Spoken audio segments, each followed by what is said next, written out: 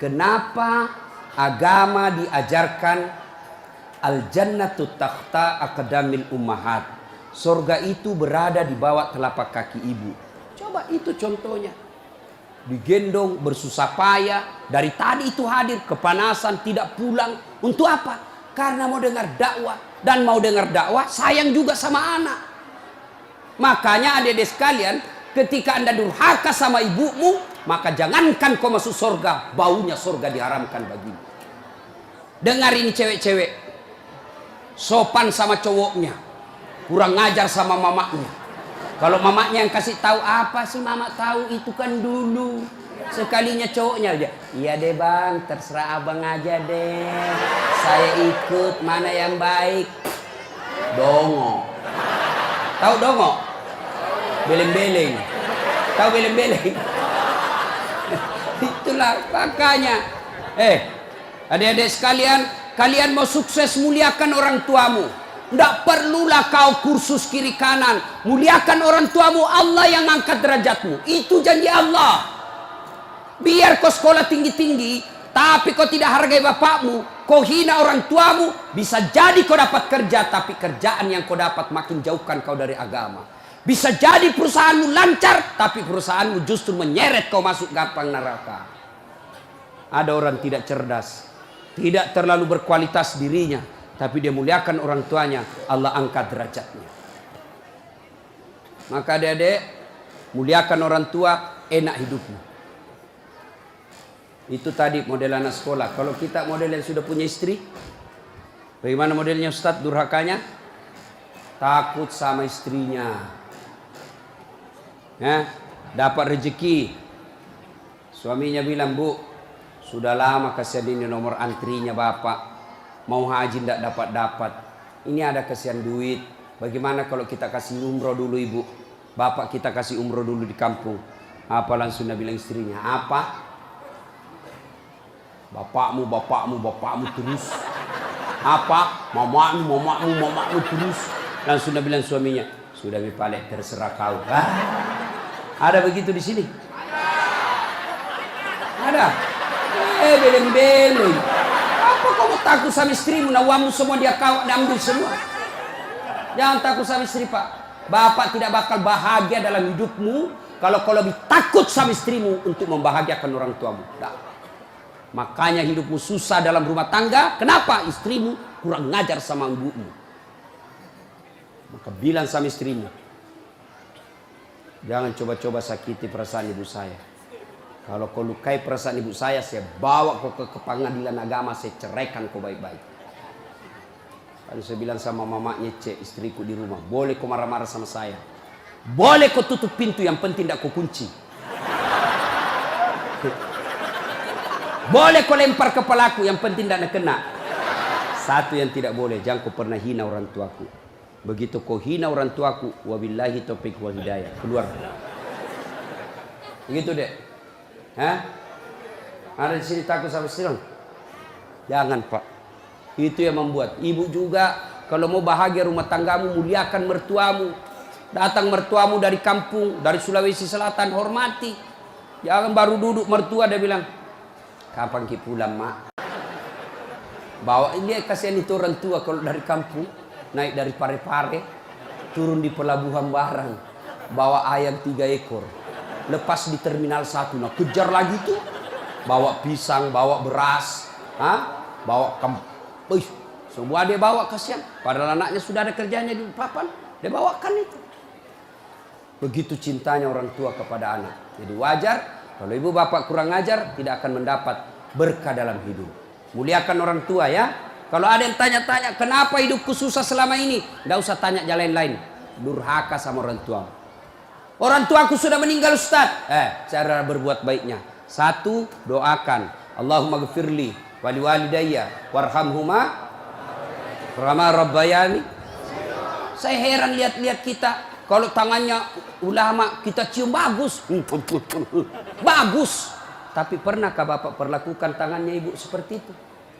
Pernahkah Bapak perlakukan tangannya orang tua? Saya orang lain. Belum tentu saya doakan Bapak ikhlas. Doakan saya Ustaz. Saya doakan tapi belum tentu saya ikhlas. Kenapa? Saya belum tahu Bapak. Tapi kalau orang tuamu yang doakan kamu, pasti ikhlas. Saya tadi kesini ibu saya telepon.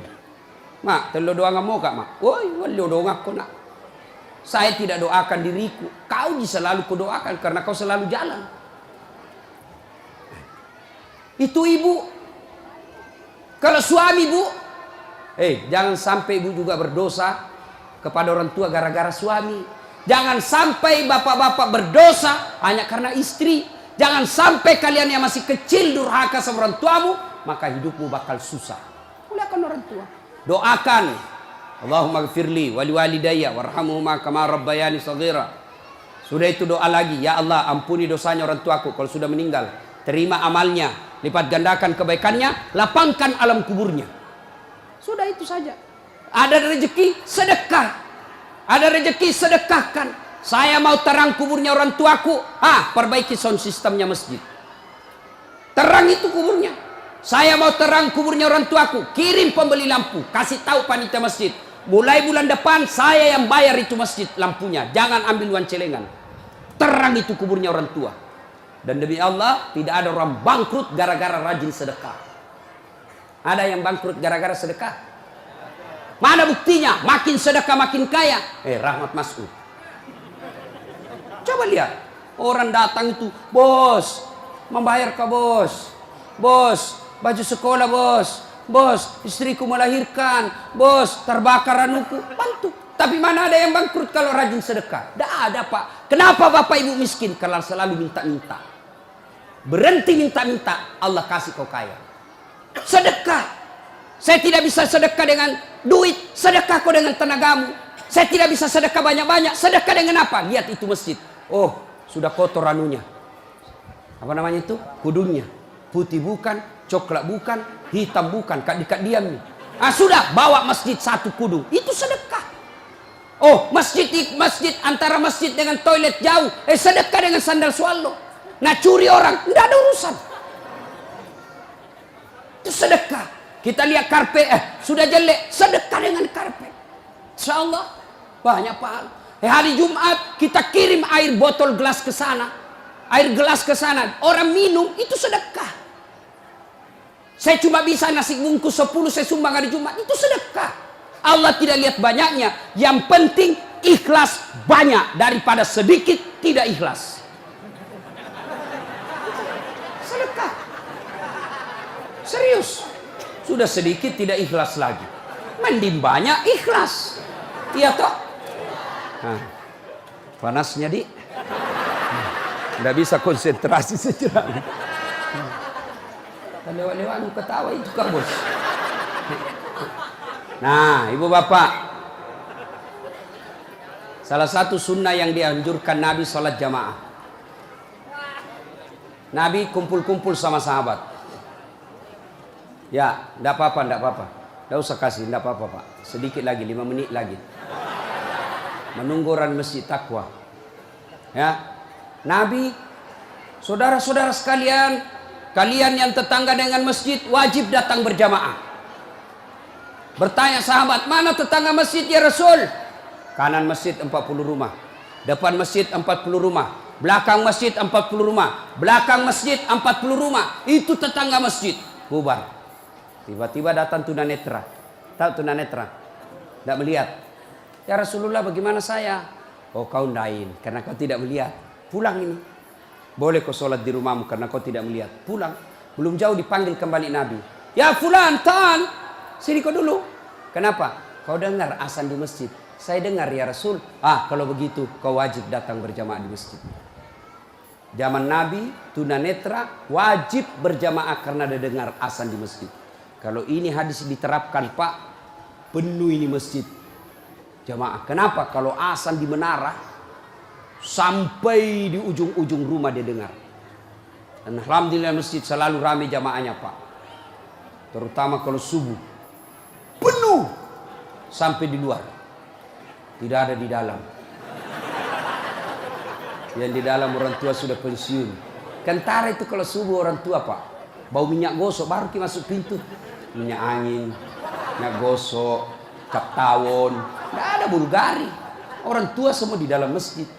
Kenapa orang malas ke masjid? Satu, karena dia tidak lihat pahalanya. Coba kalau Pak Rahmat Mas'ud umumkan, siapa yang datang sholat berjamaah subuh dapat beras 50 kilo, pembeli pulsa 200.000. Jam 5 sholat subuh, jam 10 malam sudah pesan masjid sampai di luar. Kenapa? Karena dia lihat pahalanya. Yang kedua, kenapa orang malas ke masjid? Karena dia tidak tahu pahalanya. Dengar bapak-bapak ini, terutama kita yang sudah muka-muka sakaratil maut ini, yang sudah tua ya, rajin-rajin ke masjid Pak, berdoa mudah-mudahan bapak lagi sujud ajal menjemput. Apa keutamaan berjamaah di masjid? Satu, kalau hujan, basah baju, atau kena debu melengket di badan, ke masjid, bajunya yang basah itu melindungi dia nanti di pada masa. Tahu mantel Pak, hujan, kalau hujan pakai payung. Apa tujuan itu payung? Supaya bapak tidak kena air, supaya ibu tidak kena air kalau pakai baju mantel. Begitulah fungsinya baju yang basah. Ketika bapak ke masjid dan gerimis, basah baju itu bapak yang melindungi bapak agar tidak disentuh api neraka. Sudah. Coba jangan juga salah paham. Teman-teman sudah dengar begini, hujan keras dia buka payungnya, pergi di jalan, belen-belen namanya itu. Ya. Apalagi keutamaan berjamaah di masjid? Kata Nabi, kalau kau wudhu dulu, lalu kau datang ke masjid, langkah-langkah kakimu adalah jihad fisabilillah. Melangkah kaki kanan, 1 pahala dicatat. Melangkah kaki kiri, gugur dosa kecil. Jadi kalau 300 rumah masjid, dari rumah tak dari masjid, 300 meter kali 2, 600 meter. Berapa langkah kaki itu bapak dapat? Apalagi kalau bapak jalan begini. Berapa langkah kaki itu? Iya toh. Apalagi kalau bapak keliling-keliling dulu ke kampung baru. Sampai di sini selesai orang sholat dong. Apalagi keutamaan berjamaah di masjid. Seluruh materi yang kita lewati, pagar, tembok, dinding, aspal, tumbuhan, semua jadi saksi. Dia akan berkata, ya Allah, jangan kau masukkan dia neraka, masukkan dia surga. Saya saksinya. Tanggal 26 November dia datang berjamaah masjid. Saya yang lihat. Itulah sebabnya kalau kita sholat jamaah, kalau kita datang ke masjid, setiap kita sholat sunnah di masjid, 2 rakaat pindah lagi, 2 rakaat pindah lagi. Supaya apa? Tambah banyak saksinya di akhirat kelak. Itulah sebabnya Nabi menganjurkan, kalau kau ke masjid, lain jalan waktu pergi, lain pula jalan waktu pulang. Ini amalkan Pak, amalkan, itu sunnah. Bapak datang masjid dari pintu sana, pulang dari pintu sana. Itu makin banyak saksi di akhirat. Yang keempat, lipat 27 kali. Artinya, sekali bapak sholat di masjid, 27 kali sholat di rumah baru sama pahalanya. Apalagi, kalau di masjid ada disebut doa bersama. Mungkin di rumah bapak susah sholat. Mungkin di rumah banyak godaan. Mungkin di rumah ibu bingung. Ini saya sudah tahiyat atau belum? Ini sudah 2 atau 3? Ini apa? Kalau di masjid aman. Tidak ada kecemasan seperti itu. Nah, itu datang ke masjid. Yang berikutnya, yang membuat orang malas ke masjid. Tadi, yang ketiga, manajemen masjid tidak bagus. Mana manajemen masjid yang tidak bagus? Selalu disimpan saldo kas. Jangan simpan saldo Pak. Dengar ini panitia masjid. Bapak kalau simpan saldo kas di masjid, bapak yang tanggung dosanya, tidak jalan amalnya orang. Saldo kas 80 juta. Jangan simpan. Cari orang yang susah, yang rajin berjamaah. Ada utangnya di bank, bayarkan supaya dia lepas dari kredit. Boleh itu. Baru dia suruh cicil ke masjid. Kalau dia di bank berbunga, makin susah hidupnya. Boleh. Saldo kas 80 juta, kita mau kencing tidak ada air. Kerannya rusak-rusak, simpan, jangan. Berhenti jadi panitia kalau bapak tidak bisa urus masjid. Yang sudah tua mundurlah, kasih anak muda. Ini masjid bukan perusahaan punya. Begitukah di sini? Hah? Jangan marah Pak, siapa suruh kau panggil Kak? Mau kok. Demi Allah Pak, bapak tanggung kalau amalnya orang tidak jalan. Bapak coba kalau itu uang cuma 100.000, tapi diberikan keran, maka selama keran itu berputar, selama itu orang yang punya uang dapat pahala. Tapi kalau dia cuma di bank disimpan, tidak jalan amalnya. Belikan dispenser, belikan kopi. Tidak apa-apa, boleh. Jangan ditulis di masjid, dilarang tidur. Siapa yang larang tidur di masjid? Tidak ada dalilnya. Ayo, Bapak pernah ke Tanah Suci di Madinah? Pernah ke Mekah? Ada tidak ditulis dilarang tidur? Tidak, Pak. Barangkali ada orang tidak bisa tidur di rumahnya, dia datang ke masjid supaya bisa tidur. Itu memang boleh. Yang tidak boleh, ngiler. Maka kalau kau mau tidur di masjid, bawa kau bantal. Kalau tidak bisa, kau gelisah kau di rumahmu. Bertengkar kau sama istrimu. Istrimu ngomel terus. Maka dia bilang, jangan kau pulang. Merdeka. Bodoh itu istri sekarang kalau Nabi bilang sama istrinya, jangan kau pulang. Oh, gembirai. Langsung Nabi bilang pacarnya, sini kau sayang. Di rumahku kau tidur. Kulayani kau dengan baik. Sudah. Jangan ditulis, jangan bawa anak-anak berisik. Bersyukur kalau masih ada anak-anak berisik di masjid. Kalau tidak ada anak-anak berisik di masjid, maka tidak ada lagi nanti yang mau datang di masjid. Kalian juga orang tua, kalau anakmu mau ke masjid, belikan songkok dan baju baru. Anaknya mau pergi, Pak, mau pergi masjid, belikan songkok. Apa dia bilang? Itu nak, songkok na nenek nu kau pakai. Anaknya nomor 7, songkok anak nenek nomor 10. Tak buas si songkok nama buas sih. Berteriak ni temannya, Pak Doja, Pak Doja, Pak Doja. Tidak mau ya nak tapi pergi masjid. Hei. Itu pentingnya anak muda jadi pengurus masjid. Karena kalian kalau sudah tua tidak ada yang tahu.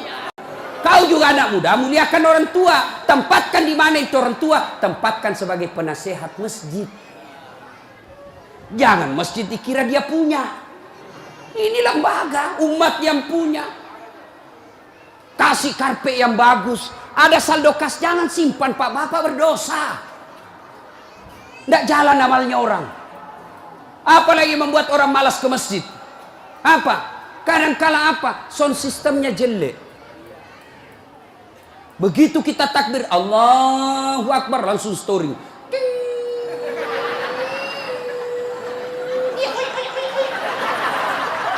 Mau ki perbaiki, sudah maki takbir, terpaksa si tangan ki.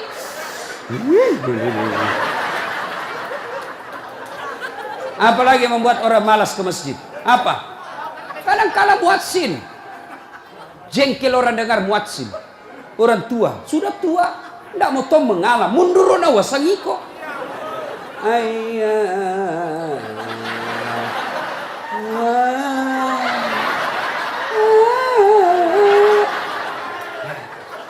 Namun dari iya siro tomato, iya siro. Coba. Iya. Apalah yang membuat orang malas ke masjid? Kadang-kala penceramah. Kita di rumah sudah bertengkar istri. Di kantor mumet pikiran. Kita datanglah ke masjid dengar ceramah. Mudah-mudahan kita dapat pencerahan. Ini bukan pencerahan, nak kasih takut kita terus. Dibakar pantatmu. Ditusuk. Udah bilang tak boleh.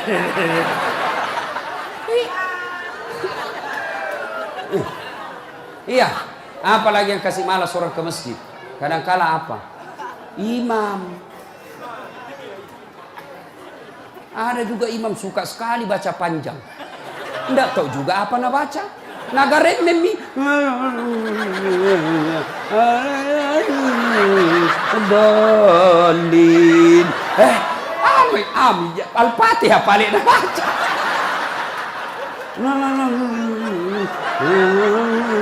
Dalin. Malam petoni tidak jelas. Makanya kata Nabi, kalau kau jadi imam, dengar ini Pak Imam. 1, baca kau yang ringkas. Kenapa? Karena jamaah kita di belakang macam-macam. Ada yang sudah tua tidak bisa lama berdiri. Ada anak muda yang baru datang, tidak senang yang lama-lama. Pulang di masjid, enak sembahyang di masjid. Ampun Ma Ustaz. Kenapa? Dia bilang itu mesti aliran sesat. Kenapa aliran sesat? Dari sembahyang subuh 3 rakaat. Bukan 3 rakaat, sujud tilawah nama itu dong. Makanya tuh imam sebelum kau takbir jelaskan dulu jamaahmu. Adik-adik, ini kita sujud tilawah. Sunnah malam Jumat membaca surah As-Sajadah. Pada rakaat kesekian kita harus sujud. Nah, ini bukan 3 rakaat, tapi karena Allah perintah ayat itu dibaca sujud. Jelaskan. Yang sunnah, giliran apa ini? Kenapa 3 rakaat? Enggak, kau yang dongo.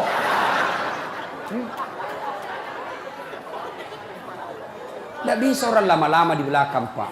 Mungkin ada orang mati yang ya karena dia tobat usia senja, tidak bisa lama kasih berdiri. Batena musessa, nak naik lagi kepalanya, belum bisa selesai. Nah ulah, malampir lupa. Jatuh lagi, naik udah lagi. Ada barangkali di dalam jamaah Satpol PP yang pakai sepatu baru, lama ku baca, nah lupa simpan baik-baik sepatunya, pasti dia hilang di sepatu. Bapak imam sesat, maka pasti dia tidak khusyuk. Ada barangkali juga ibu-ibu yang sekali kentut sudah makan pete.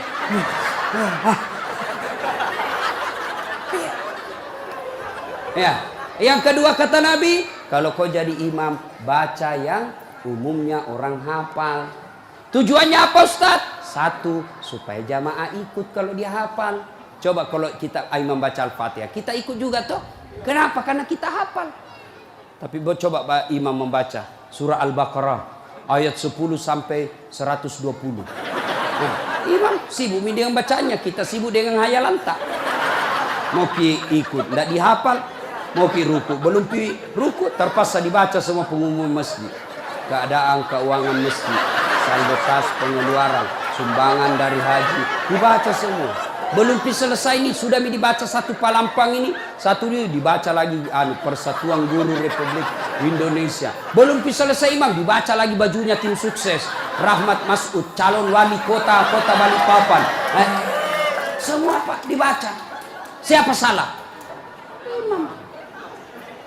Ada ini cerita gini, wallahu alam benar atau tidak. Ada penghafal Quran, dites bacaannya. Nah, kau imam, kau mau dengar bacaan imam lah dia. Dia baca betul yang susah.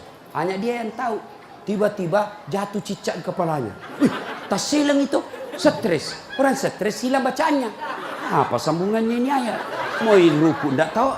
Apa sambungannya? Tidak ada tuh bisa bantu. Terpaksa Nabi bilang imam, tolong bantu di belakang. Nabi bilang di belakang, saya juga tidak tahu. Tiba-tiba berteriak anak muda. Dia bilang, kalau begitu ya sudah, ya Allahu Akbar. Siapa salah? Siapa salah? Siapa salah?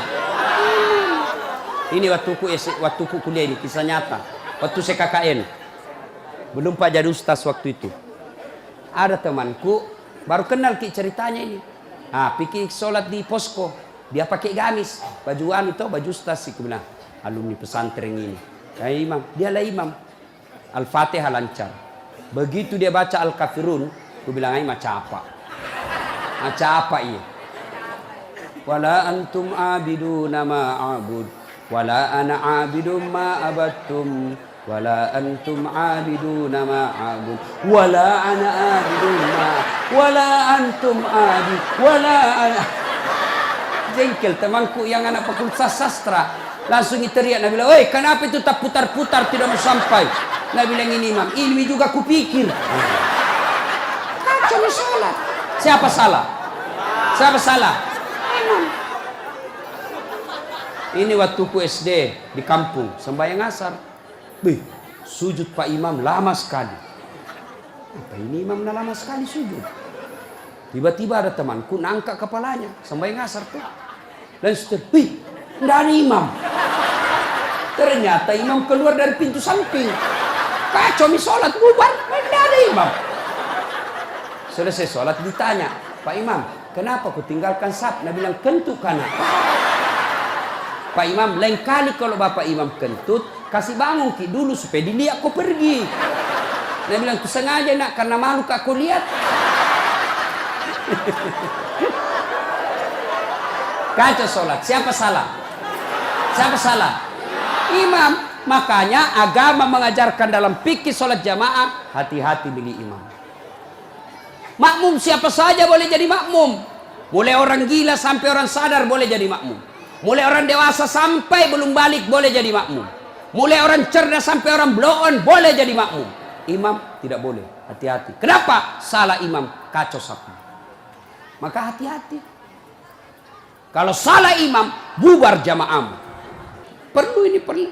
Dia tanya, Ustadz bagaimana kalau perempuan? Boleh ibu perempuan ke masjid, tapi tidak dianjurkan. Tapi kalau mau ke masjid, jangan dilarang kata Nabi. Kenapa perempuan dulu tidak dianjurkan ke masjid? Karena dulu tidak aman. Kalau pergi sendiri diculik dan diperkosa dulu. Sekarang di Manggar aman. Siapa mau culik apalagi kalau ibu sudah 60 tahun. Siapa mau culik bu? Bikin susah. Ada remaja. Ini ustadz yang ceramah. Tidak pernah saya pondok pak. Tidak pernah saya sekolah pondok. SD sekolah umum, SMP sekolah umum, SMA sekolah umum, sarjana sekolah umum, S2 sekolah umum, S3 sekolah umum. Di mana saya belajar agama? Datang ke masjid. Saya kalau Ramadan dulu zaman SMP dan SMA, saya sudah bermalam di masjid. Waktu itu belum saya tahu apa itu itikaf. Tapi ternyata itulah itikaf, tinggal di masjid. Apa kerjaku? Kalau sudah jam 2 teriaklah saya di masjid. Sahur, sahur, sahur. Kalau ada lebih kue bawa sedikit ke masjid. Kita mau juga buka puasa mau makan sahur di sini. Cuma ada dulu imam di kampungku aneh-aneh pak. Berteriak ini bilang jangan pak, jangan pak. Orang kaget semua. Siapa yang pukul Pak Doja? Lari semua orang ke masjid. Jangan pak. Ternyata jam 4. Kacau orang. Sudah itu ditegur, jangan bilang jangan pak. Karena Pak Doja tidak tahu.